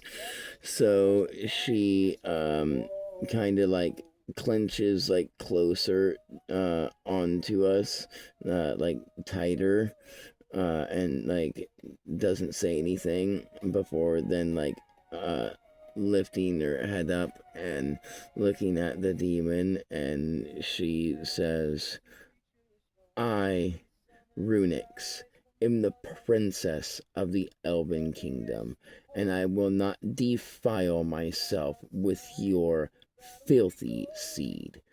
For if the princess is to bear child, only the most powerful of creatures are what I choose to have as the father of my kin. And then as she says that, she like kind of like holds a little bit tighter onto us without saying anything. And then as that happens, now we need to see. Yep, that makes sense. 21. That pisses the demon off. And now oh shit, dude. I was not expecting a fight with the demon.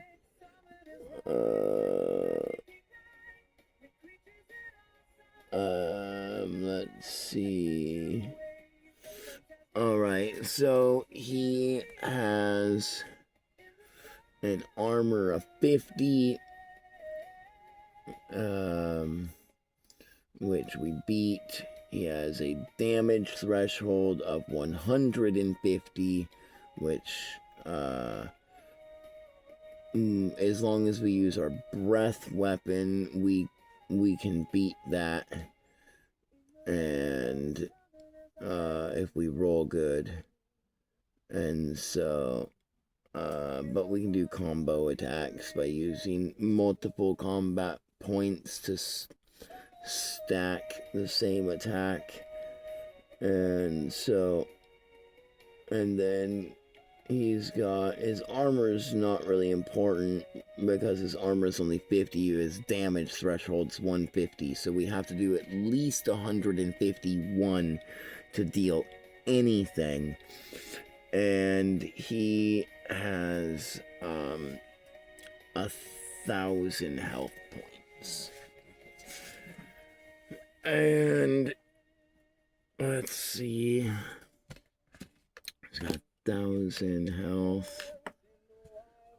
And what's his aura say? Okay. I made this creature specifically for this campaign. I didn't think we'd have to actually face him though, because he's mostly a knowledge gathering demon. So I was not expecting this. And his aura is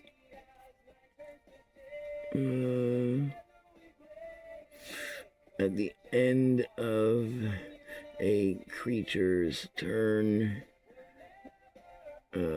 if that creature fails on a will save while within this affected area, then this creature eats the knowledge of one spell known by that creature. Okay. So that really literally doesn't matter to us. Because, well, I mean, it does. We know 2 spells, but, and we, so, and his aura is also 30-foot radius. Alright, cool. We can stay out of that. We got a breath weapon. Let's see who goes first. He's got a plus 10 just like us, so he's got a 23. Oh, that was cocked. So, all right, 19. So nice, we got 29. All right, so we go first, and he is immune to bludgeoning, piercing, slashing, and fire. Well, that's fine, because we don't deal any of those. We deal magical, otherworldly damage. So,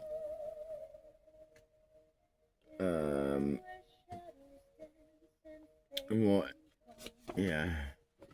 Let's see. Even our horns, claws, and bite. We all do magical. And then what we'll do is, you know what? For the first time ever, we're going to unleash our true power since we are against a dragon.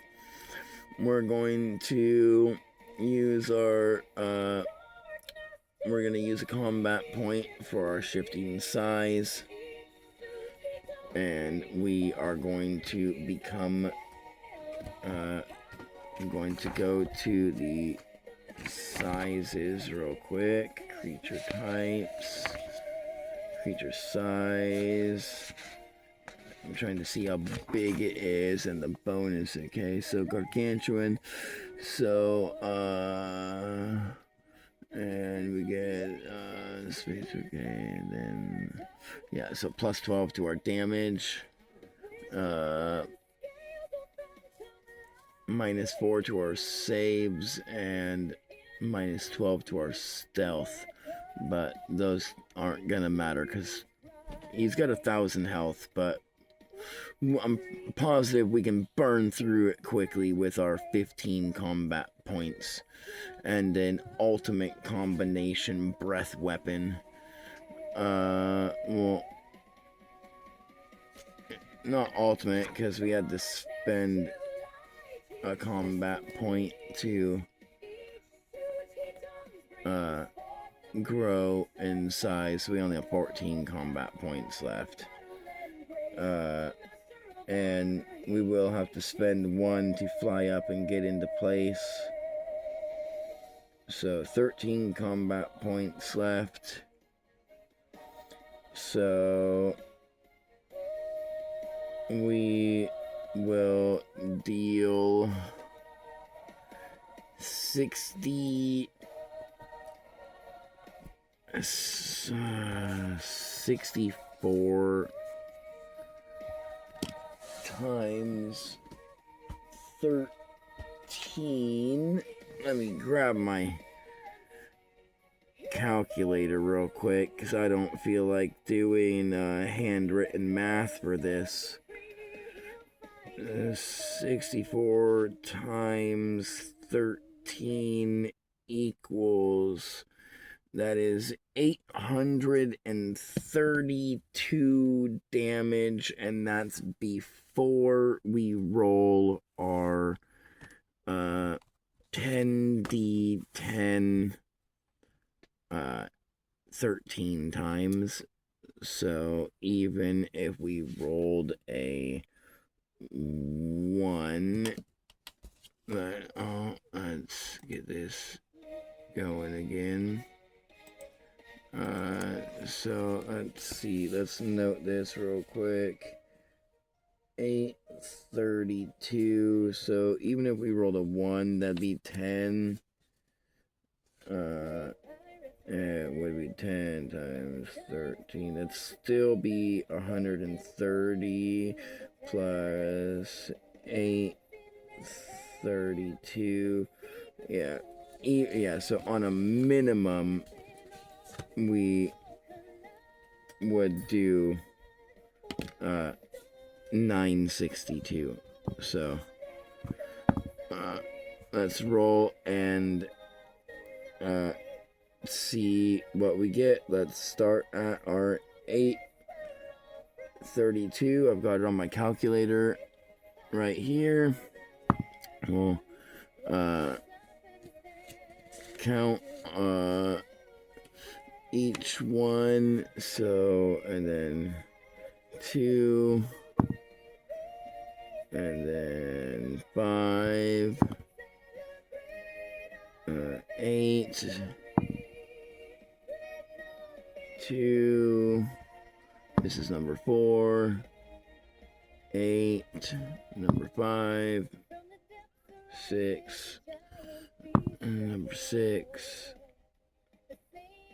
Oh man, I accidentally hit the clear button. Oh, I gotta redo that.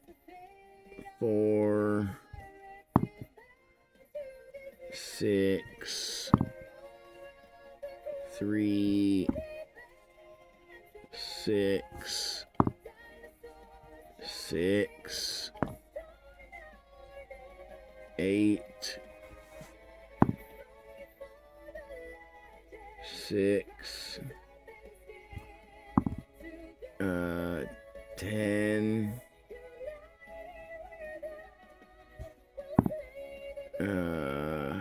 4, 4, 2, 3. All right, that's the first one. We're at 931. We're gonna annihilate this demon. His 1,000 health points aren't shit.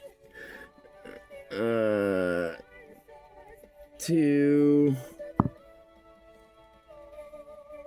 1, 5, 6, 6. Fuck your 1,000 health points and 150 fucking damage threshold. 1,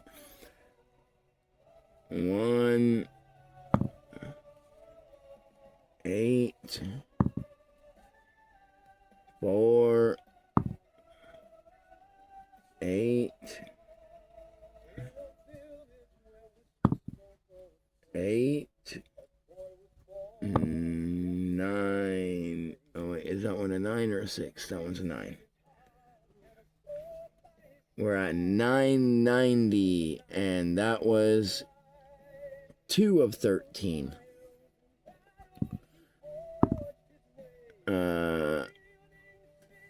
So let's do this real quick. And then that's 4 plus 9. Oh, that's cocked. Ooh, a 10.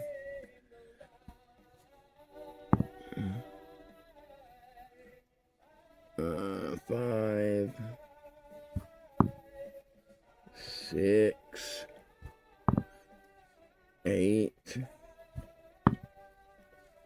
3, 8, 10, 4, and 8. And that is 1,065. So that's only 3 of our combat points. We still got 10 left. As we come up into the air and unleash the biggest breath weapon that we've ever unleashed in our life, we build a bunch of magic energy and pure magical power into our throat or into our chest, and we bulge it up into our throat and then up into like the top of our throat, and then we continue holding it there as we make, and you see more pulsing purple rise up from the throat or from the chest and go up and like bulge towards like the middle of the throat, and then a third and final like pulse of light goes up and stops at like the collarbone as the whole chest area lights up bright purple, and my whole throat lights up purple, and then open mouth and unleash a let's see, because it's times 3, so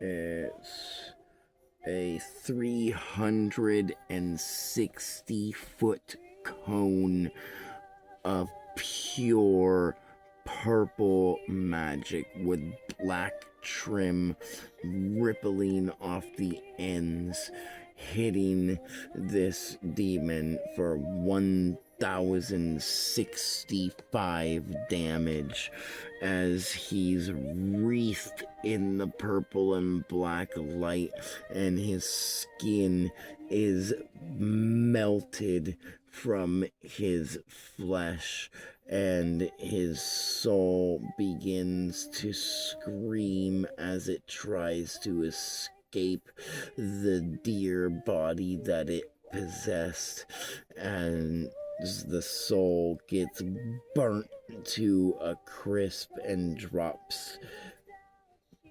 behind a essence stone of condensed demonic magic, which is the creature's soul, and that is also destroyed in the breath weapon, as the breath weapon takes out and destroys this whole entire half of the village is ripped up and broken into pieces as if a earthquake had just come and torn the ground asunder, creating a massive 120-foot chasm split 300-foot radius at the end of the village. And as this happens,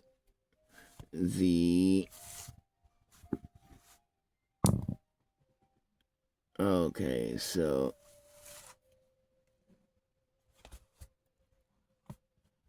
as this happened, that was to see if anything happened on the other side as this is going on. So as this is going on after I like wipe out literally half the entire village in one breath weapon, destroying all of the remaining buildings, and the ground is all ripped up and torn asunder. The bodies of what was there, like the skeleton bones and the zombies' remains, everything is just completely turned to ash. And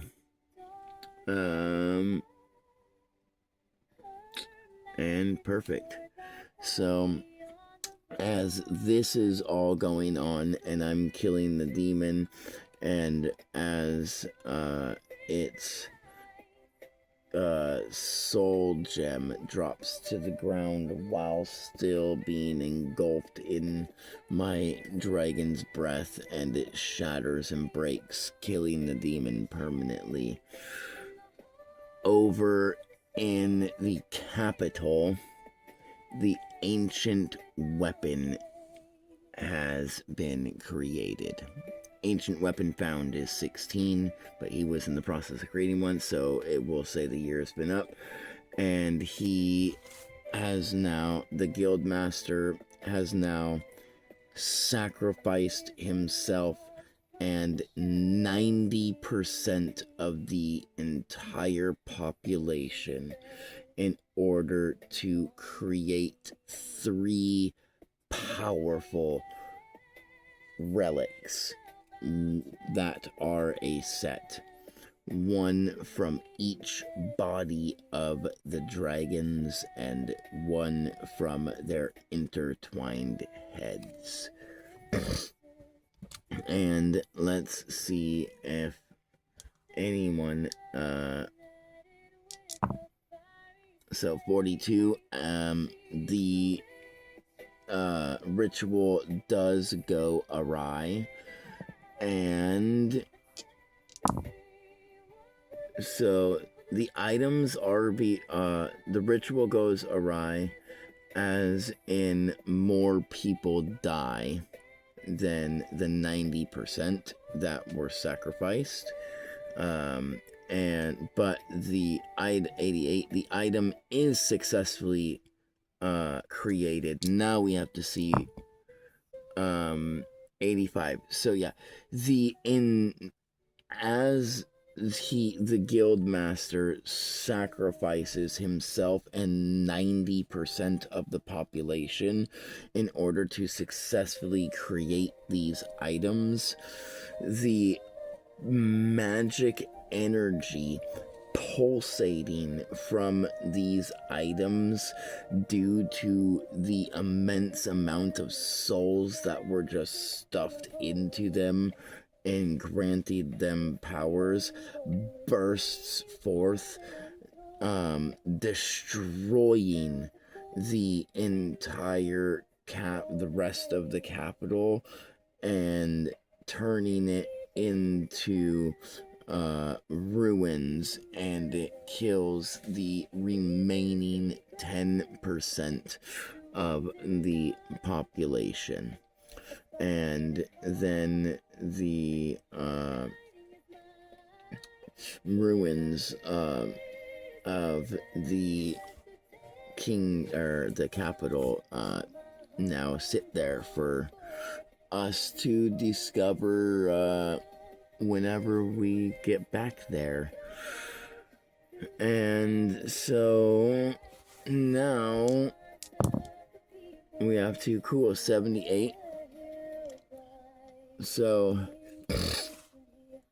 as we split this massive fucking chasm in the earth, we with a 78, we notice that there is it looks like the top of like a tower or something, peeking itself from underneath the ground in part of the area that we had split apart and unearthed, as if there was a like hidden wizard's tower or something underneath the ground. And with that, we will leave off for tonight's session. Thank you all. Like, subscribe, and join us next time as we explore our first primordial dungeon.